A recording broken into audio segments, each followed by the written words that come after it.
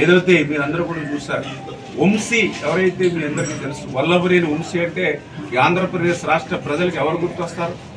ఎందుకంటే ఒక అరాచకత్వం గుర్తుకొస్తుంది, ఒక గోండాయిజం గుర్తుకొస్తుంది, ఒక రౌడీయిజం గుర్తుకొస్తుంది, ఒక అవినీతి మరి ఏదైతే ఆయన శాండ్ కానీ మైన్స్ కానీ ఏదైతే మాఫియా అవి గుర్తుకొస్తాయి.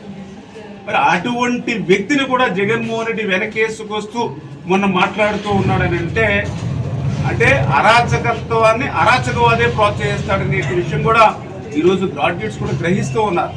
అంటే ఈవేళ తెలుగుదేశం, జనసేన, బీజేపీకి సంబంధించినటువంటి గ్రాడ్యుయేట్ ఎమ్మెల్సీని గెలిపించడం ద్వారా ఖచ్చితంగా అటువంటి అరాచకత్వానికి ఫుల్ స్టాప్ పెట్టాలి అనేటువంటి కృతనిశ్చయం కూడా.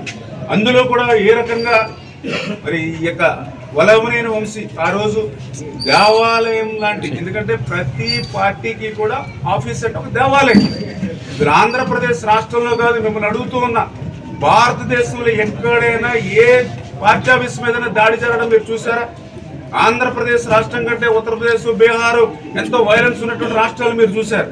మరి అటువంటి రాష్ట్రాల్లో కూడా ఏ ఎదుటి పార్టీ ఆఫీసుని దాడి చేయడం, దహనం చేయడం ఎక్కడైనా చూసారా మీరు? ఒక్క ఆంధ్రప్రదేశ్ రాష్ట్రం మన ఏదైనా మారుమూల ఉందా పార్టీ ఆఫీసు? నేషనల్ హైవేకి పక్కన ఉన్నటువంటి పార్టీ ఆఫీస్ మీద యథేచ్ఛగా 5 గంటలు దాడి చేసి పార్టీ ఆఫీసును తగలబెడితే ఈవేళ అటువంటి వ్యక్తిని ఏ ముఖం పెట్టుకుని జగన్మోహన్ రెడ్డి వెనకేసుకొస్తాడు? ఆ రోజు తప్పు చేయడం కాదు, ఆ తప్పు నుంచి బయటపడడానికి ఆ రోజు ఒక కంప్లైంట్ ఎవరిచ్చారు? పార్టీ ఆఫీసులో పనిచేస్తున్నటువంటి ఒక ఆపరేటర్, ఒక దళిత బిడ్డ ఆ రోజు తన మీద జరిగినటువంటి దాడి మీద కంప్లైంట్ చేస్తే మళ్ళీ ఈ రోజు మరి జగన్మోహన్ రెడ్డి మళ్ళీ మరి ఎవరైతే ఆ వంశీ సాయంతో ఆ కంప్లైంట్ ఇచ్చినటువంటి దళిత బిడ్డని మళ్ళీ కిడ్నాప్ చేసి, సిగ్గు ఉండాలి. రోజు వీడియోస్ ఉన్నాయి, ఏదైతే సీసీ ఫుటేజీలు ఉన్నాయి.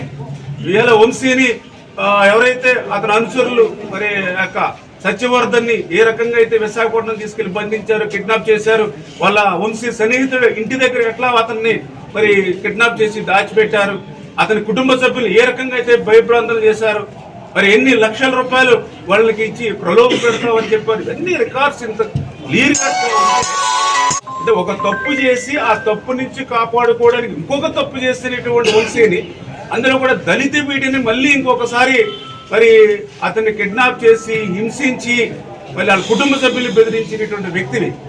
అంటే ఈ రకంగా వంశీ ఇంతకుముందు కూడా తెలుసు మీకు, మహిళల వ్యక్తిత్వాన్ని కూడా ఏ రకంగా కించపరిచేటువంటి మాటలు ఏ రకంగా మాట్లాడాడు. అంటే మహిళల కంటే దళితుల కంటే కూడా వల్లభనేని వంశీ ఎట్లా ఎక్కువయ్యాడు ఈ జగన్మోహన్ రెడ్డికి. అంటే ఇవన్నీ గ్రాడ్యుయేట్స్ గమనిస్తూ ఉన్నారు. గ్రాడ్యుయేట్స్ అంటే ఏంటి? విజ్ఞులు పట్టభద్రులు అంటే అన్ని కూడా వాచ్ చేస్తూ ఉన్నారు వాళ్ళు.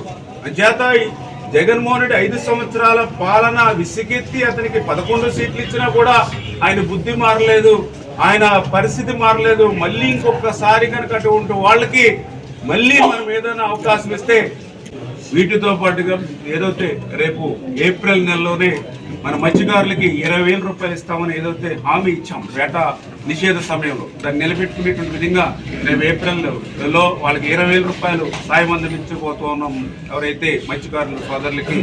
అదేవిధంగా తల్లికి వందనం ఏదైతే ఉందో రేపు జూన్ ముందుకే, అంటే రేపు విద్యా సంవత్సరానికి ప్రారంభానికి ముందే తల్లికి వందనం కూడా మరి ప్రతి బిడ్డకి కూడా అందజేయబోతూ ఉన్నాం.